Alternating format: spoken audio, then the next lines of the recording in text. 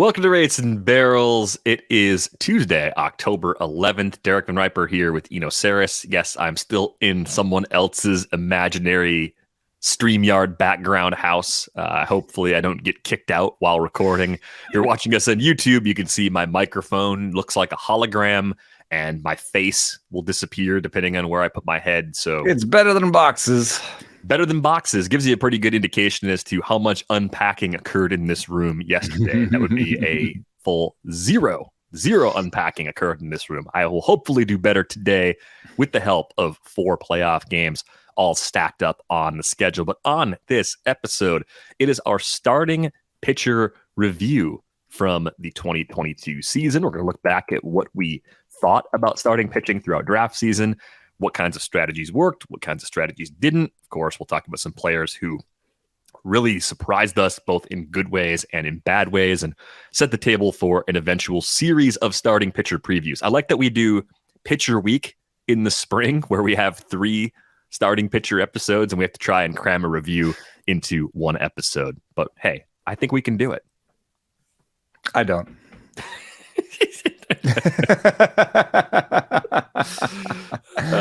You're just gonna get us talking. We're just a talk. I had one show already today and a lot of conversation even after the show, so I might run out of gas in about an hour. We'll see. Coffee also ran out too, so we'll see if I can find enough energy to go for another hour plus. But what we thought last winter and spring, just a quick refresher up top. Garrett Cole, Corbin Burnes were consistent first-round picks. They were top 10 picks in most leagues, looking back at the NFBC ADPs from that first week of April before the season began. We saw Walker Buehler sitting on the 1-2 turn, and then Brandon Woodruff and Max Scherzer as easy second-rounders. They were sort of the consensus top 5. And when you look back at how this season played out for that group, there really was only one thing that went wrong, and it was Buehler having a major injury. Prior to that injury, he wasn't pitching at the same level we'd seen previously. I think it's somewhat reasonable to expect that had he stayed healthy, there was still some positive regression coming, even if he wasn't quite the guy that he was back in 2021. There were some warning signs. I think you were among the people that pointed them out, and he's one of those early round pitchers that I decided to just blow right past those warning signs and have on a few rosters. Yeah, he didn't sit in the right places for me. So I can't claim that as a victory, but I didn't have any shares. So I think that I just didn't pick there. He went around the end of he went like at the back end of the beginning of the second round, right? And I just early middle round 2 usually. Yeah, and I think I either picked ahead of him or behind him, and I never got him. I don't think that is I don't think that's a miss. Every year someone's gonna get Tommy John. Yeah, I don't think it's bad process if you took Walker Buehler at or around his ADP last year. And I'm not saying that to cover my own behind, because again, I got him in that big money auction and never quite rallied to have enough pitching in that league. But if you look at where these guys finished, I think the expectation when you draft a pitcher that early is that you're at least getting a $20 pitcher. And using the Fangraphs auction calculator, the most valuable starter in 2022 for a 15-team league was Justin Verlander by a pretty healthy margin too. $36 is what he returned. You get a drop down to Sandy Alcantara and Julio Urias and Alek Manoah. Shohei Ohtani cracked the top 5, but Burnes was inside the top 10. Garrett Cole was lower than I expected, but I don't think he was a bust. I don't think he was a reason if you drafted him in the first round and you didn't cash. I don't think Garrett Cole was the reason that happened. No, not at all. You got a lot of value out of him. You got a lot of strikeouts. It's not a terrible ERA. Yeah. Woodruff missed a little time with an injury, but pitched well around it, especially in the second half. So, I mean, even though he came in at like $17 on the auction calculator, you did have a replacement when he missed time. So he was closer to a $20 guy when you factor in someone got to stream in that spot. So I don't think much is going to change as far as the early pitching goes. I think you're still going to see 4 or 5 starters pretty consistently go when those first 25 to 30 picks.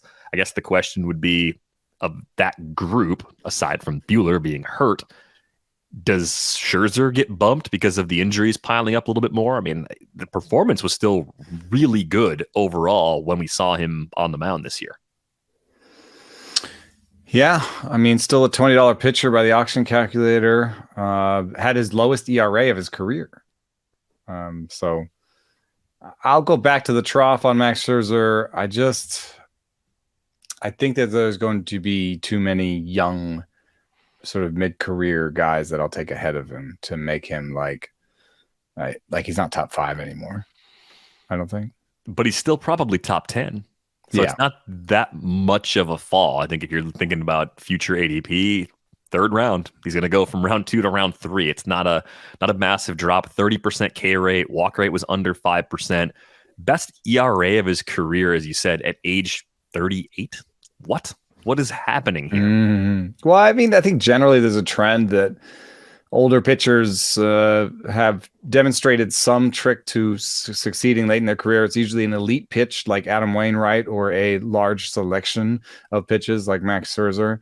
And if it's a proven, I say trick, that makes it sound like, like a trick pitch or something that won't work. What I mean is like they've figured something out, right? And there doesn't necessarily need to be a reason that it will stop working. I mean, just look at Adam Wainwright himself. I ran the auction calendar for 12 teams, which was my mistake, but huge error. More people playing 12s than 15s. Yeah, I guess so. But I think of Adam Wainwright as someone who did well this year, who returned value.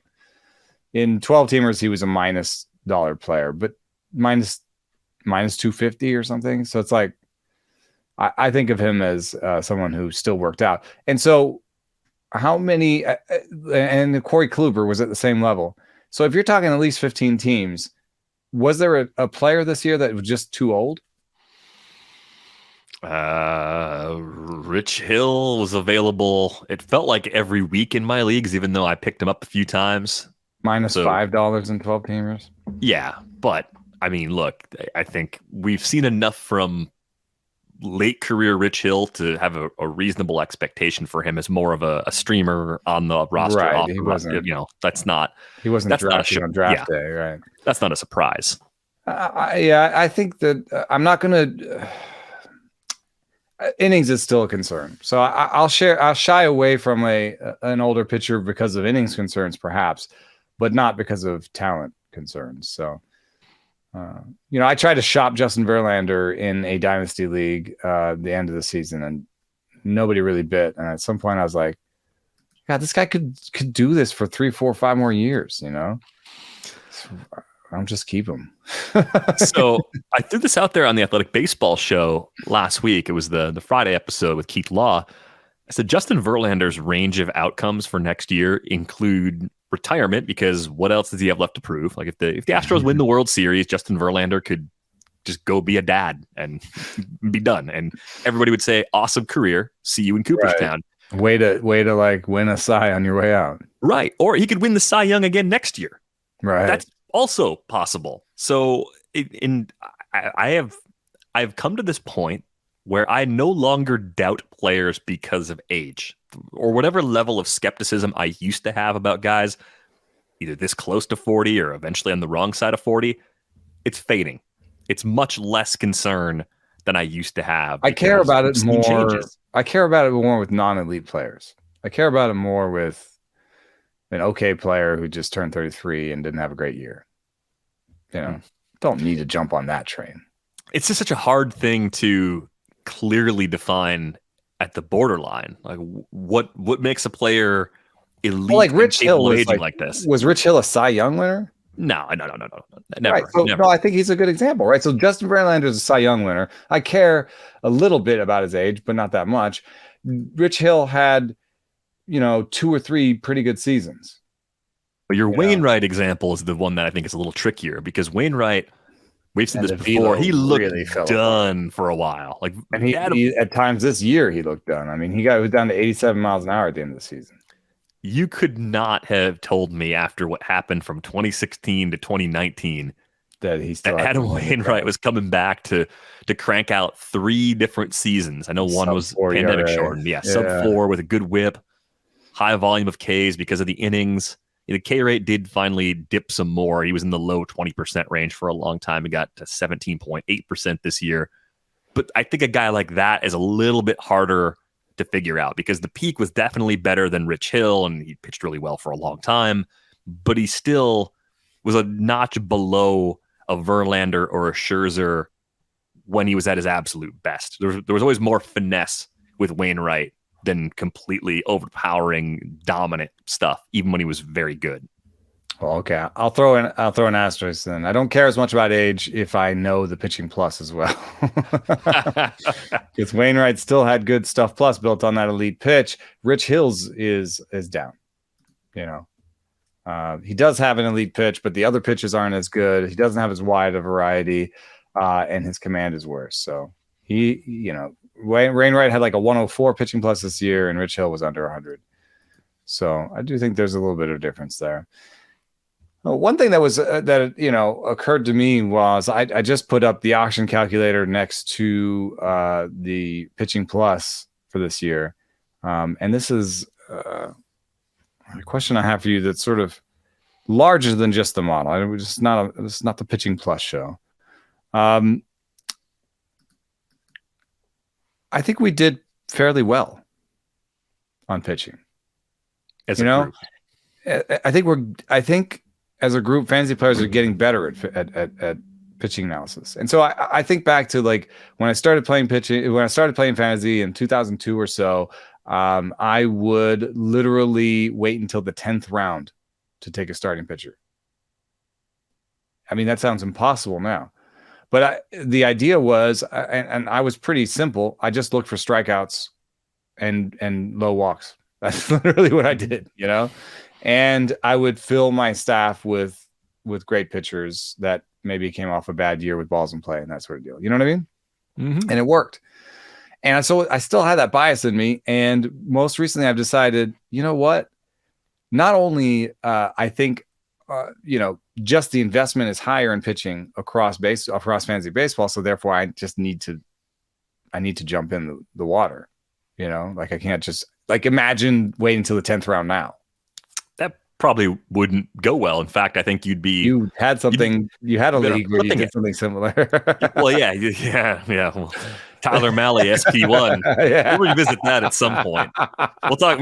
He's on the rundown today, so we'll get to that.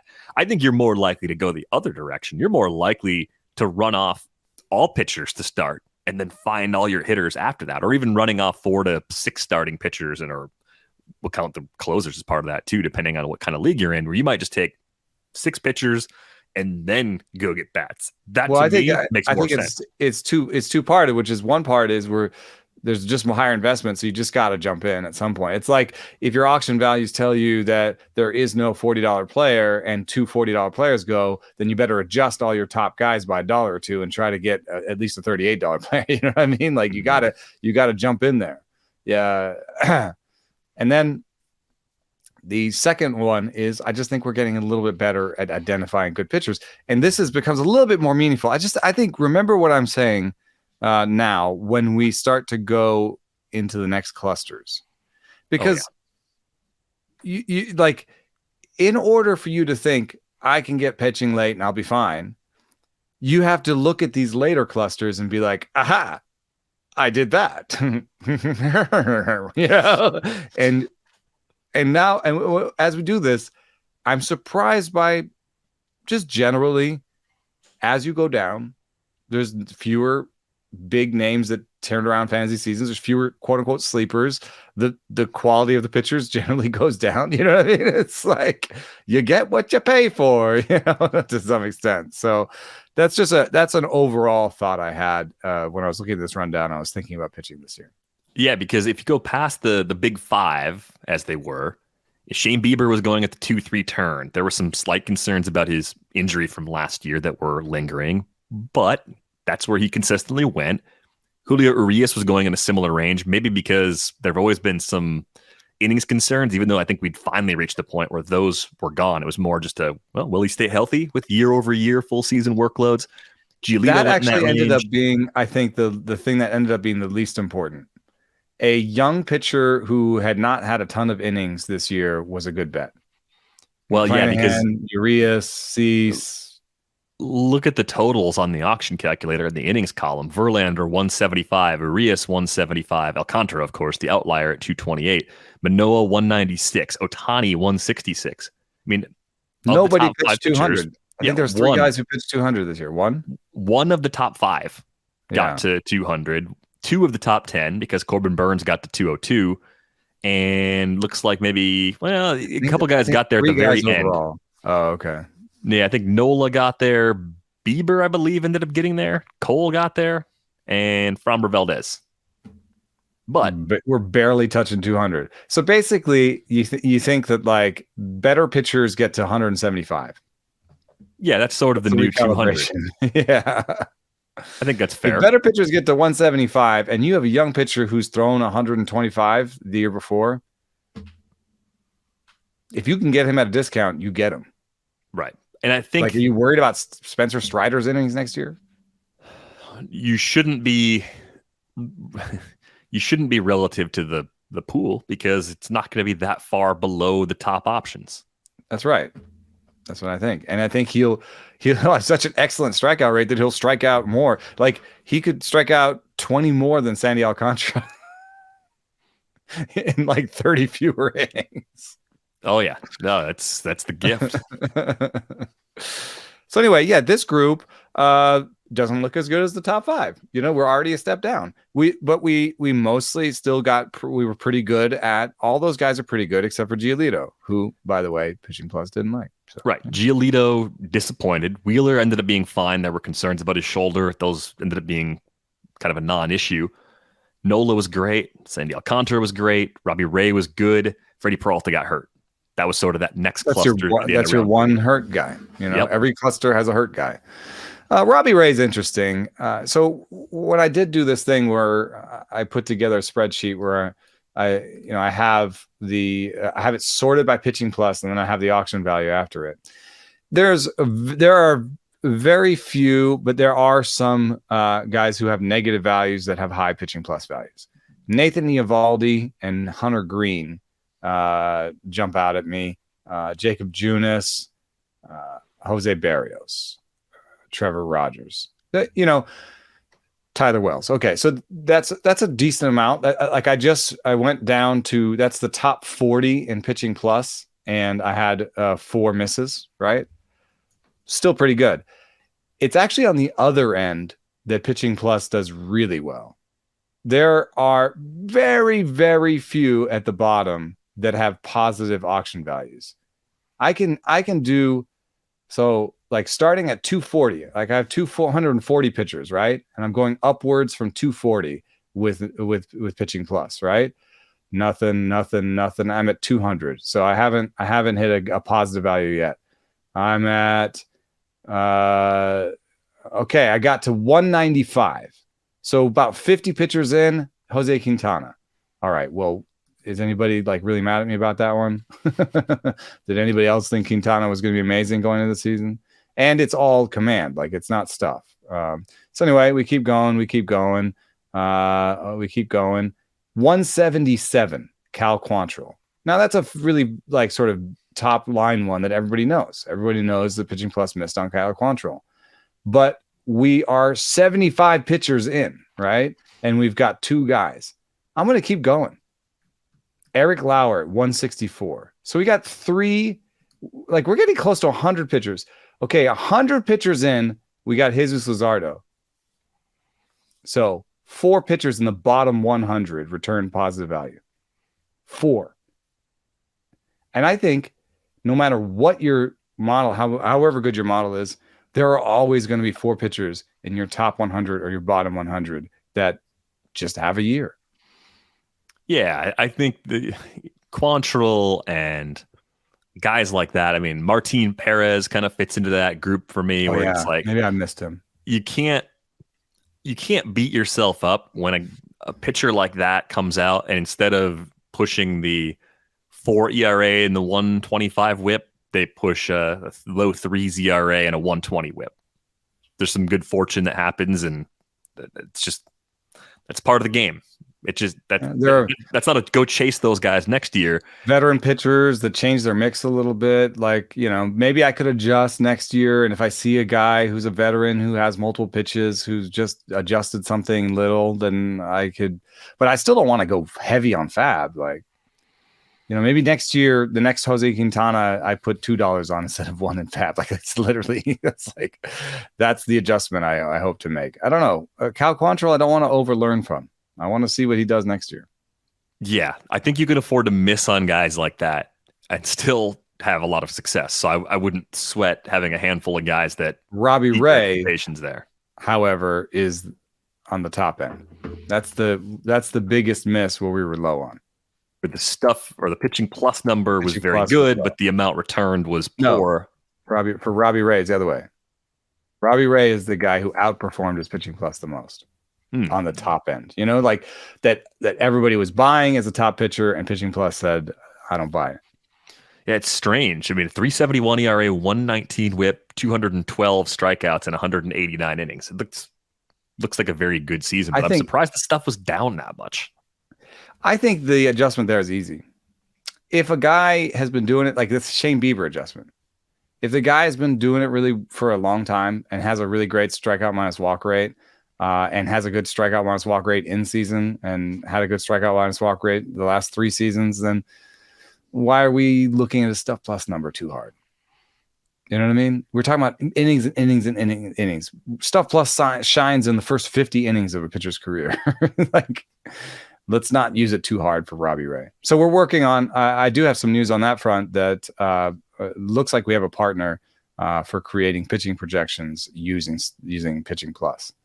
So that should help us with the Robbie Rays and Shane Biebers, right? Because they got a long track record. Then you can use your traditional pitching metrics in your pitching projections to gain knowledge about the pitcher. And you don't push Robbie Ray down too far.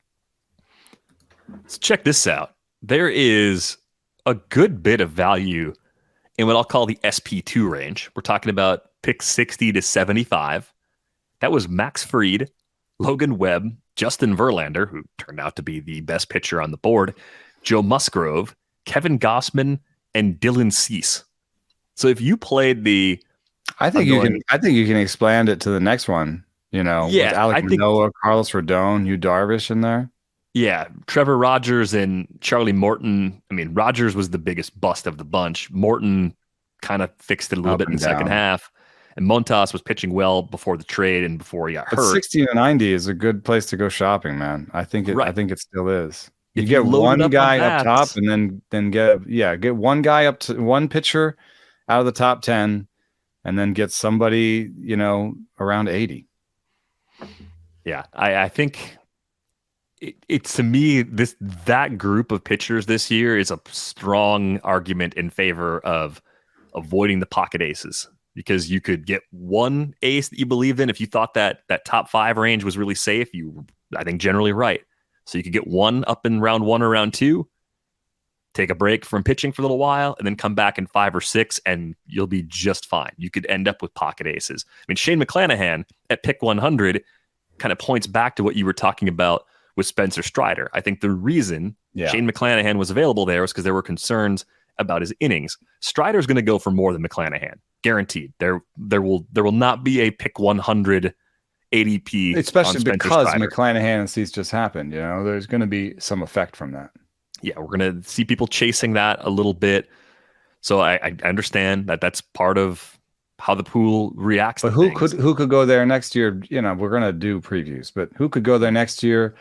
Do you think Gallen still goes in that area, or did he graduate from that? Gallen's going to be up, I bet, because Gallen went in the early part of round 4 of the draft I'm doing with Zola right now. Pick 51 for Gallen. Okay, Christian Javier. Okay, I do think Christian Javier makes some sense as a player that could probably go in the pick 100 range because he didn't do it for a full season as a starter, right? So the workload's a little bit lighter, and just like Spencer Strider had the season, not that we were looking at Strider this way, the role being a little bit uncertain, that's still there. Like people are still going to look at Christian Javier and say, are the Astros fully committed to him? largely a two-pitch pitcher, but he's not, a two-pitch pitcher like Shane Strider, like it's a little bit more conventional. Yeah, 148 and 2/3 in the regular season for Christian Javier. So, I mean, not to put the preview in the review, but are you drafting Javier if he's sitting in that pick 100 range based on what you know about him? Yeah, I like him there. I'm actually trying to pick the hits that might be available there. I think Hunter Green would be an interesting one. That might be a little bit early on him, but if he's a surging, stuff plus loves him Dylan Cease type to me. I wish he'd had a little bit more track record. Dylan Cease showed us a little bit more before he jumped into that group. I don't know. Do you think Logan Webb falls down into that group? Yep. Nick Lodolo is in that range. Yeah. Around pick 100 from this draft that I'm in right now. Kirby's a little bit in that range. Kirby that would be an interesting one. I like those names.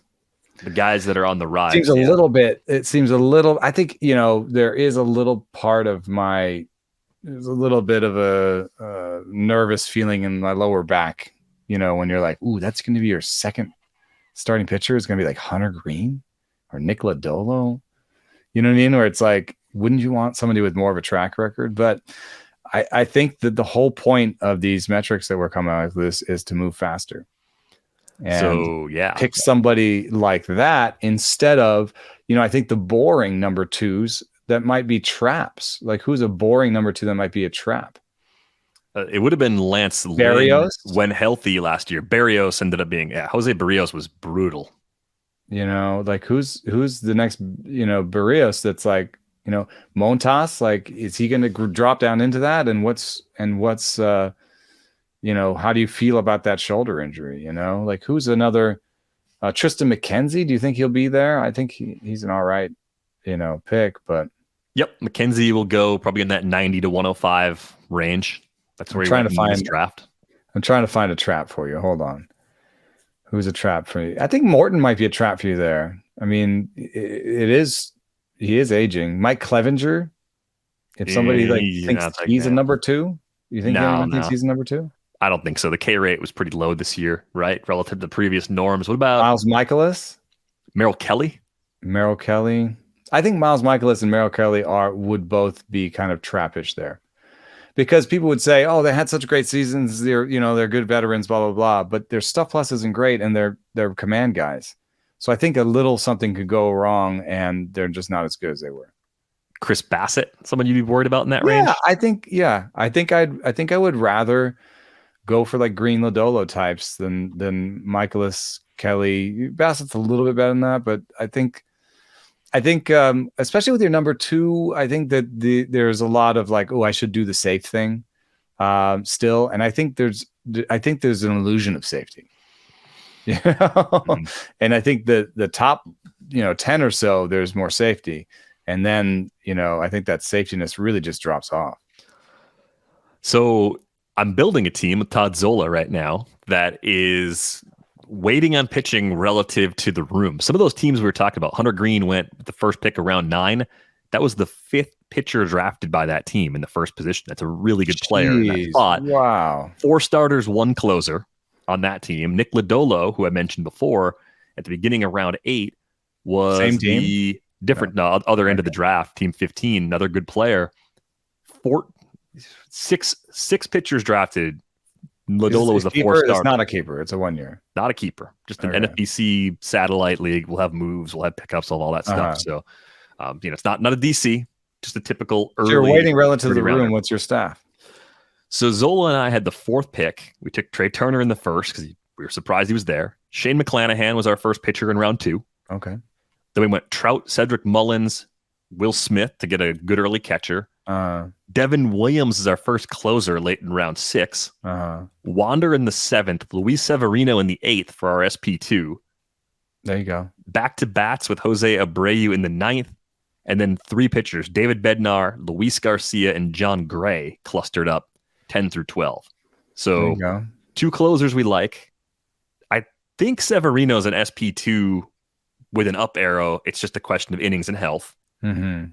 And then Garcia and Gray are kind of just those high volume guys that are steady, that you hope just come through for 180 innings. And in Gray's case, maybe you're taking a little bit of risk, but that's what waiting on pitching, at least to some degree, looked like in this particular room. This is full of seasoned, but you still got a very top good 10 players. pitcher, you know. So yeah, we got one for sure, and possibly another. Severino has the ceiling of a top 10 pitcher. Just don't know if he has the durability of one. Yeah. So it can be done, but that's what it looks like early, and you take more shots late. You know, we took a shot on Ashby and Evaldi and Roansy Contreras, and we'll take a few shots in reserves, and that league will have Fab before the season starts, and a million things will happen between now and then. So, you know, that might be a team that has to stream a lot of pitching, but it might be in a position where the hitting is elite. So I'm trying to avoid streaming this year. I think I'm going to build teams both ways again. Yeah. I think some of these other builds that went more pitching heavy, I do feel slightly better about them than what we're doing overall, even though I like how we're doing this. I think if you gave me another team against the same people, I might get a completely different combination of players just to try the other route. Because I think you could win both ways. Yeah. But streaming, what I found, especially in the NFBC, was that there's so many people focusing on streaming that it becomes more expensive. And then on top of that, if you actually look at the player pool, in any given week, I thought that the pitchers that were one-star pitchers in the pool were more attractive than the two-star pitchers, because we're always chasing the two-star pitchers. And I think I could have just done a better job of just picking the one-star pitcher and pitching him 2 weeks later. You know what I mean? So I want to focus a little bit more on talent. I want to invest a little bit more in talent, and I want to have a bench that's mostly pitchers. So here's a counterintuitive sort of thought, or at least a question, is with pitchers, are you more comfortable taking the injury discount now than you used to be? Because there was Bieber up at the 2-3 turn. There was Wheeler up early. There were more later on. Verlander coming off Tommy John, I think, would qualify. Carlos Rodon stayed healthy, I would say, relatively speaking, for this season. That's a good outcome for him, innings-wise.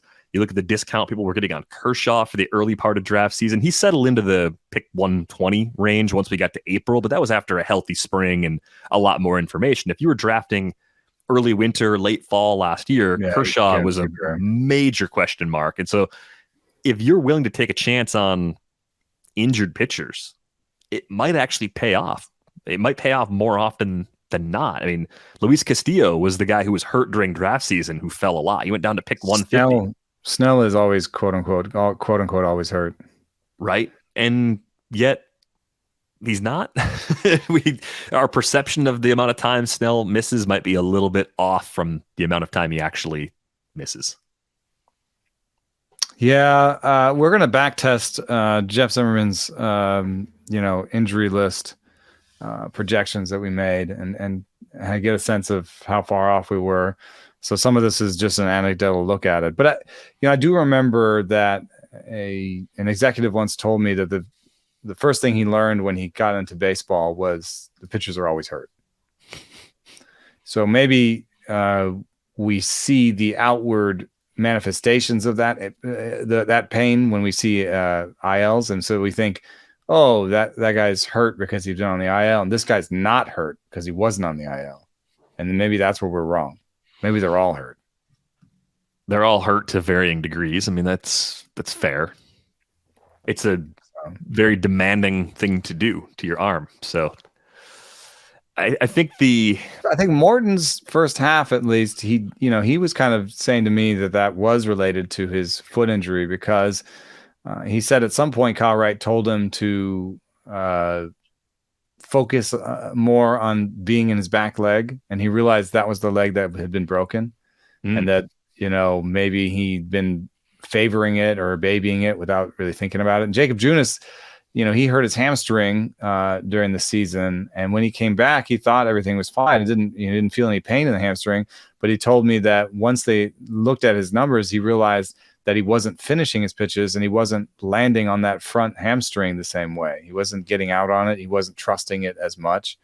And so he had to make an adjustment to be like, no, you had to sort of emphasize that hamstring to kind of to trust it to get where he used to be. So their injuries are affecting some of the misses that we're getting high and low too, because pitchers are pitching through this sort of stuff, and it's affecting the way they're pitching. So Morton pitched, right? He pitched. So you could say, yeah, I don't care about injury risk. Look at Morton. He pitched, but he was affected by injury.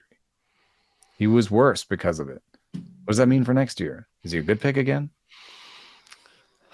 I think what's going to happen is Morton's going to get a very steep discount relative to the stuff that he still has, and he's going to end up being a good undervalued guy that you draft as your sixth starting pitcher, then pitches like a 3 or a 4. Yeah, I think I would expect a pretty big drop for him. It was a weird group, though, kind of outside the top 100, because that's where Luis Garcia, Tyler Mahle, Eduardo Rodriguez, Framber Valdez, Logan Gilbert. Yeah, but now the wins are lesser. Like I think back when I used to wait till that time to pick my roster, I used to get aces. Are you getting aces? Like Pablo Lopez is the closest. You get some possible really twos there, maybe. Yeah, I think it's mostly twos. 2s and 3s for the hits, and a few big misses sprinkled in. Yeah, I think the after pick 150 got a little sloppier than I expected. Sometimes I feel like I get a lot of value in that range. When Lance Lynn was going there, he was already hurt. And I don't think he was quite the same guy when he first came back. Looked a little better late in the year. And you can even count him. It's funny to look back on a season and be like Lance Lynn and assign a value to him, because that's a free agency pickup. You know what I mean? Right. Long wait, ended up getting nobody cut, who drafted him probably ended up with him. So you can't be like, oh, assign that value to him for the season. It's more like, oh, that was a good, fab pickup. I think of this group, you've got Lynn. Ian Anderson was a pretty big bust for a lot of people. Tarek Skubal was good before he got hurt. Zach Gallen was the clear smash pick of this range. If you got Gallen here, you did exceptionally well. Severino's innings were great when he was out there, just had that lengthy IL stint in the second half. And then it was a lot of mostly mediocre. Ranger Suarez, kind of okay in the second half, rough first half. I think Patrick Sandoval was solid. I think people think Sandoval was better than he was, though. Yeah. What auction value do you have on that? Oh, I'm guessing it's like $3 to $5. It's not. It's because not big. He had a really high whip, and a kind of a lowish strikeout rate. Like in 12 teamers, Patrick Sandoval was a replacement pitcher. Yeah, in a 15 teamer, he was 370. So probably about pitcher 65. Pitcher 65, and you're getting him after the 150th pitch. I mean, that's solid. If solid means you got what you paid for, like, yeah, okay. Didn't hurt you, didn't get cut, wasn't a bust. Yeah. Returned positive value. But the only real like, oh, you did well is like Zach Gallen, Luis Severino, I guess. Yeah, I think Skubal, I'd count Skubal as part of that group too. He was fine when he was out there. So I don't know if that means like avoid that group in the future, or if that was just a bit of an outlier, or if it speaks to what you were saying earlier, where the group collectively, the rooms are just getting a bit smarter, and the guys that used to go in the 150 to 200 range are mostly getting pushed up 50 to 75 picks, and they're more accurately assessed. Are we steeping ourselves in recency bias, or is this actually a legitimate step forward? I think it also makes sense. You have to test whatever your theory is against things outside of the model and against like just common sense. So would it make sense that we're getting better assessing pitching? I think it does. We have more, and we have also more technology than we ever had. Hawkeye is like directly looking at the spin on the ball. We're 3 years into that. TrackMan gave us spin rates and movement in a way we hadn't gotten before. We're like 8 years into that. So, of course, we're going to get better. We got a lot better at knowing how good pitchers were when we just had Pitch FX. So, I think that's sort of outside information that helps the anecdotal make a little more sense. And I think, basically, I don't want to shop that much in there. Like, if this is the group, I want this to be like where I'm shopping for like an SP5 almost. You know what I mean? If it's going to be, maybe you get a guy who's above replacement, and if you're really lucky, you get a really good pitcher, and most of the rest of the pitchers you're going to drop. I mean, that seems weird. And pick 150. If I told you that, if I came in the draft room and told you pick 150 right before you're about to pick that pitcher, hey, so about 50% likely you cut this guy in a month. Another 25% likely he's and then maybe 5 to 10% likely you just got the pitcher you think you're getting. Because at 150 you're like, ooh, Ian Anderson fell to us.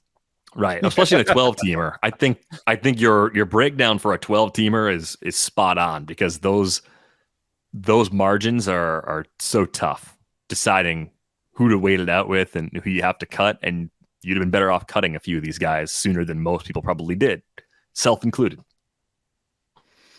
Yeah. So just be realistic about the value of picking a pitcher in the 150s, and then maybe invest a little bit higher up so that, I bet you, could you switch over real quick to hitters in the 150 range? I can, if you can play a little ditty. I bet you might. I mean, what I'm doing is I think the hitters here are probably better bets. I mean, you were going to get some that are hurt or some that were blah, but 150, I'm hoping to get a starting guy that's going to slot in my starting lineup. Well, let's see who we have. It is loading. I am scrolling, and we are in that range. So, Akil Baddoo, nope. Jared Kelenic, nope. Oops. Gleyber Torres, yep. Matt Chapman, yep. Marcelo Zuna, no. Ty France, I think, would be a yeah. Yohan Moncada, no. Dylan Carlson, no. Brendan Rodgers, no. Yeah. Hunter Renfroe was a hit in that range. Rodgers is the Patrick Sandoval of. So he returned you positive value. You probably didn't cut him. You probably looked at him and said, yeah, he's got half his games in Colorado. Half these starts are going to be good starts against weak teams in the division. So I'll keep Patrick Sandoval. So I think Patrick Sandoval and Brendan Rodgers are, friends in the fantasy universe. Let's see. Brian Hayes, because of the bags, I think ended up being fine where you took him. Austin Meadows, I mean, just a lost season for him for all sorts of reasons, so no need to pile on him or anything. Josh Donaldson was a bust. Nelson Cruz was a bust. Adolis Garcia, big hit. Adolis Garcia at 170. That's going to come up probably on the outfield review. That's your Zach Gallen, though. There's your Zach Gallen. There's your crush. There's your hey, exactly look at this. Same? Is it exactly the same? It's close, because you're talking 2020, and that's a top. No. I mean, is the pool of hitters returning about the same value as the pool of pitchers? I think it's pretty close in this range. It's close. Yeah. Avi Garcia, big bust. Verdugo was a slight letdown. Probably didn't hurt you. Joey Gallo, that was a bust, right? I mean, no one's happy with that. Yeah, there was more hitter bust than I expected. I'll be honest. Yeah, this was a pretty chunky part of the draft board. Both sides, it's like you'd think you're getting more value at 150. You're hoping for a lot there, and you're probably getting on average less than you expect. Yeah. Is it then better to maybe go for high floor there? Is there a player type that should get there? Yeah. Does that make us better off if we're going for high floor there? I mean, I think of Zimmerman being like draft plate appearances and innings pitched. Like that'd be Donaldson, Cruz, Avi Garcia. Those guys are all your oatmeal-y guys that you should say they're going to play a lot. Probably returned a couple of dollars value. What if you did it on the pitching side? Let me look at the rundown. So the oatmeal pitchers there. Adam Wainwright would have been an oatmeal pitcher. Lynn oatmeal, Ranger oatmeal, Sandoval would have been oatmeal. Stroman was oatmeal. I think it might be a good time to go oatmeal, actually. Or counterpoint, I guess this changed in the later part of draft season, but remember when Julio Rodriguez was going in that range? He ended up shooting into the near top 100. Don't take Jared Kelenic there. Take Julio Rodriguez. Take if there's a top 5 type. No, I know. But also if there's a top 5 prospect that gets down there, then yeah, sure, maybe go for it. But, I think that we take shots there. We think I'm going to get my guy, and maybe you get Zach Gallen, and, maybe you get, I forget what what was the high end batting name that you said? Adolis Garcia. Oh, it's Garcia. That was Maybe you get those guys there, but I think it's really interesting. I think it's really interesting that how bad the return is there already for everybody. Yeah, Spencer Torkelson, elite prospect in that range. Nope, didn't happen. I took Spencer Torkelson as my shot in the dark in our listener league, the Brit listener league, and I did manage to win that one. Nicely done. That was I think for you. It actually makes sense because it was a 10-team league, so it's like Torkelson was on my roster for like a month. Easy drop if it doesn't work out. Yeah. I think this will need further detailed study to know for sure if there's a clear player type you should be targeting in this range. Mm-hmm. But I don't know. I think the takeaway for me is that I always expect to come away with a really good player there, and I don't think I come away with as many good players in that pick 150 to 200 range as I like to believe. That's what I'm saying. That's what I'm trying to say. And I did go shopping in that range. I didn't get a lot of Severino there. I got a fair amount of Gallen, and Marcus Stroman were my most common from that group. I like Stroman too because of the park. I just thought every home start was going to be safe and a good number of road ones for sure. I thought he'd be a 75 to 80% in my lineup sort of guy with room for more. He ended up being a little bit less than that. Like, I didn't start him every week. He was healthy, and he was unhealthy. I think he ended up dropping him and then maybe picking back up again. So yeah, it was not the easiest season to roster him, but still a decent pitcher. I think going beyond the top 200 just leads me to more names that I'm disappointed in. Like how bad, look how idiotic we were. Yeah. If you want to really feel dumb, look at an ADP report from more than one season ago. It's amazing how fast the player pool actually changes. You can know that and yet still go into a season thinking you have it all figured out. And then you're quickly humbled and reminded that you do not have it all figured out. I want to do this now. How far back are you going to go? Let's see here. No, I won't even want to even do it for last year. We don't want 22 true drafts in there. We want to finish it in March. All right. So all drafts non-action. Should I do main event only? You can do that. I mean, that's a group of sharp rooms. All right. So pitchers, main event. And average ADP over 200, you're saying? Yep. John Gray, Alex Cobb, Anna Wainwright. Whew. Hey, I'm in. Joe Ryan, Noah Syndergaard, Jose Urquidy. Love it. Means Ober. Now it starts to really fall apart. Shane Baz, Luzardo, Ashby. I'm still into it. Ashby's one of those guys that I had a few places, had high expectations for. I'm still buying him again next year. I'm still in, but I didn't get a good return with that pick. Yeah. I got a bunch of Drew Rasmussens down here. I'm still into this, man. I think the play might be take a break from 150 to 200. You know what I mean? I think it really might be to take hitters then. I mean, you miss out on Lance McCullers. You miss out on Tyler Anderson. Dude, I think you start shopping again around 200. Anyway, it gets really bad again after 250. It's at 225 even. Garrett Richards, Kyle Muller, Max Meyer, you had to wait forever on. You probably didn't. Yeah, that was probably gone after week 2. George Kirby at 243. You never you weren't holding on to that until you got him. So yeah, I don't know. Yeah, this stuff moves fast, and we've got better tools. I still think I'm gonna try to push up. I'm gonna try to push up out of 150 and down out of 150. You know what I mean? Get more starters before 150, and then maybe take a little break. Yeah, there were some pretty good pitchers that cracked $20 in the league format we were describing earlier that were like 275 and later. I mean, Tony Gonsolin was.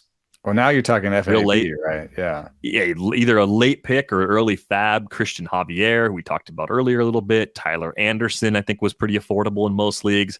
Spencer Strider ended up being really good. And I started to think about this, like who could be Spencer Strider for next season? There might not be one.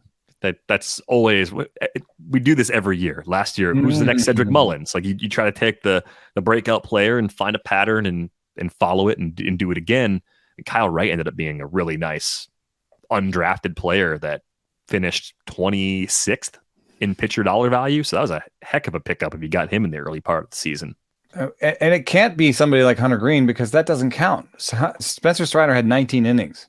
No, we're talking about guys, and Kyle Wright was an up and down guy that we had zero expectation for realistically going into the season. Until spring training, at least, there was little reason to believe that he was going to be an impact guy for mixed leagues this year.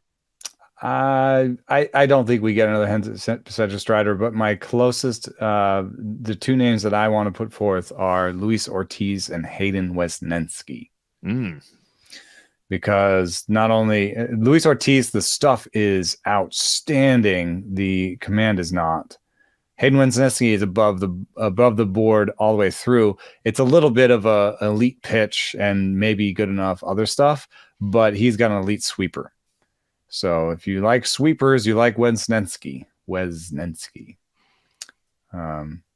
So those are my two names if you want to look for the next Spencer Strider.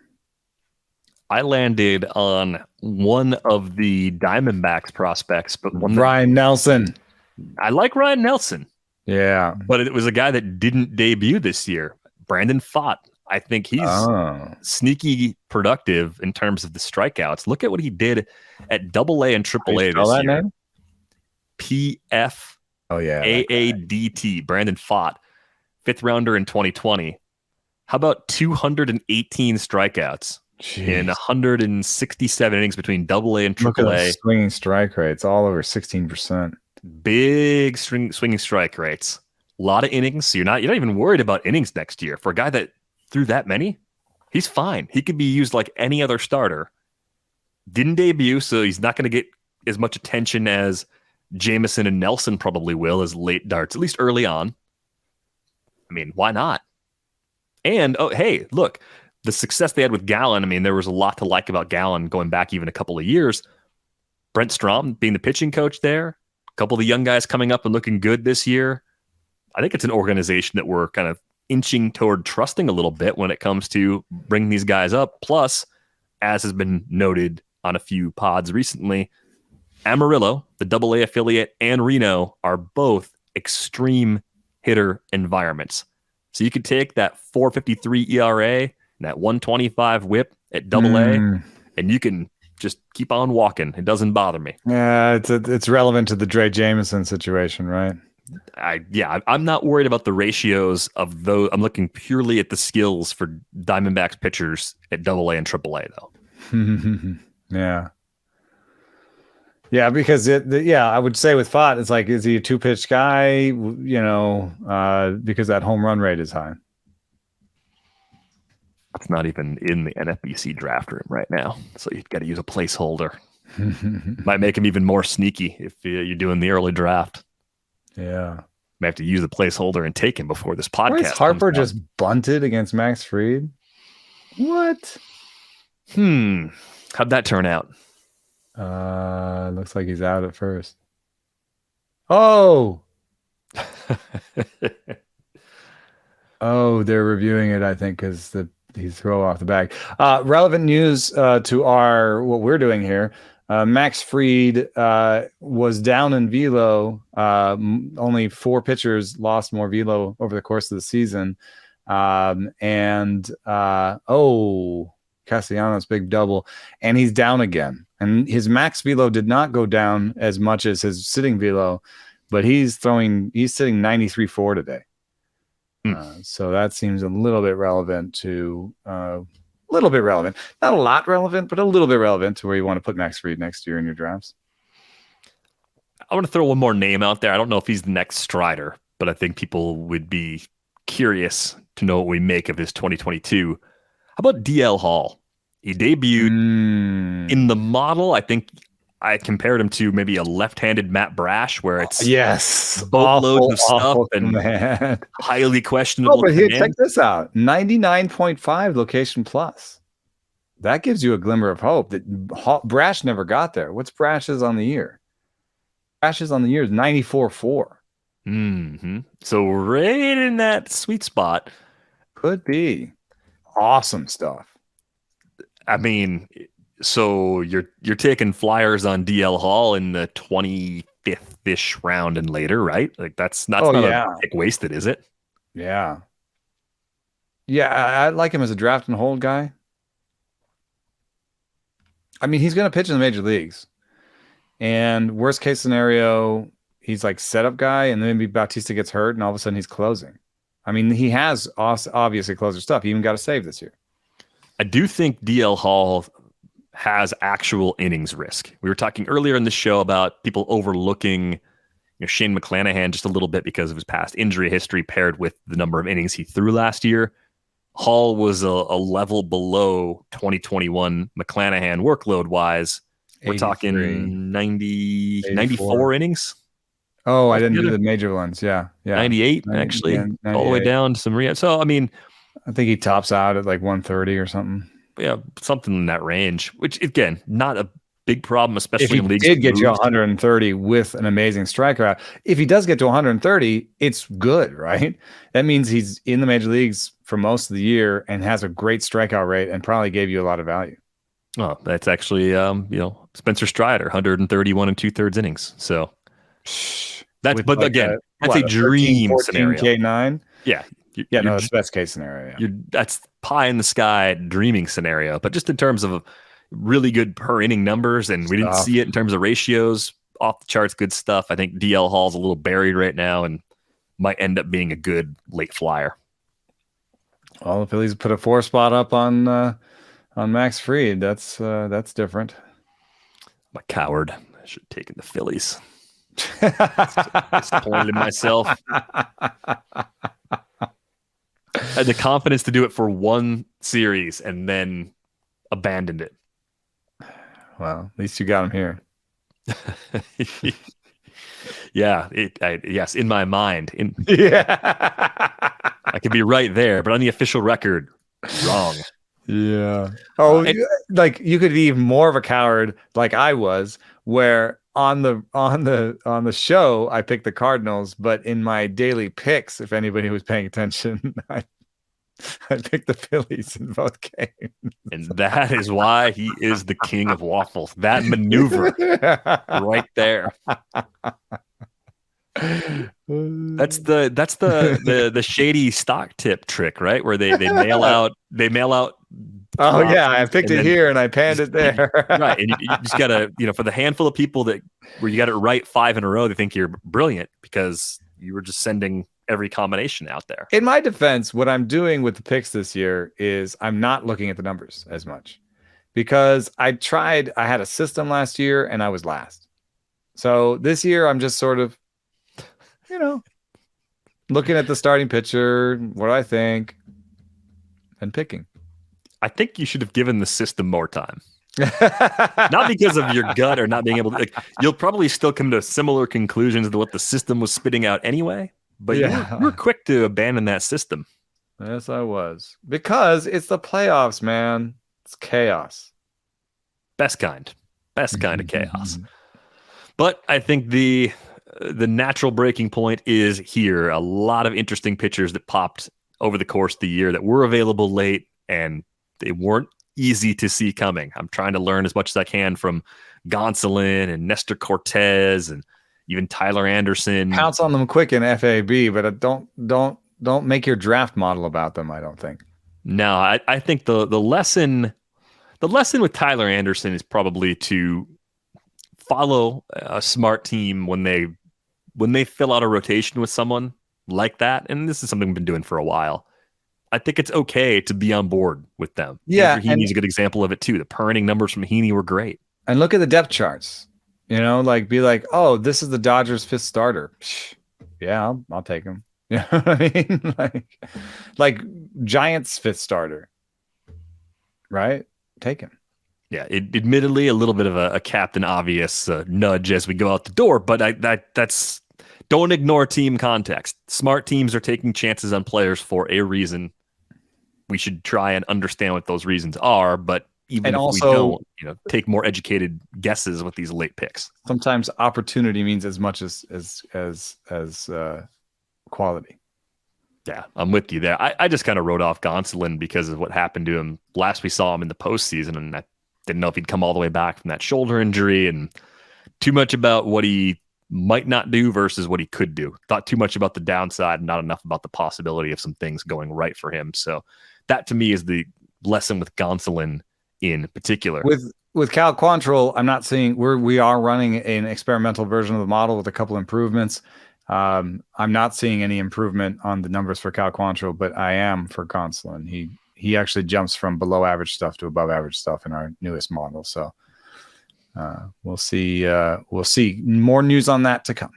Yeah, hopefully for his sake, he's helped here in the postseason as well. It'd be nice to see him turn things around after that last postseason run he had. That is going to do it for this episode of Rates and Barrels. If you got questions for a future episode, send them in. Might be a little while before we get to them just because chaos in the postseason, but Rates and Barrels at theathletic.com. You can find Eno on Twitter at Eno Saris. You can find me at Derek Van Riper. Schedule's a little bit wonky because it's the postseason as well. We had a 3-0 show drop on Monday. We'll have another one go up on Wednesday afternoon, but usually we'll do an early week episode of Rates and Barrels most weeks here as we continue going through our position review series. That's going to do it for us. We're back with you next week. Thanks for listening.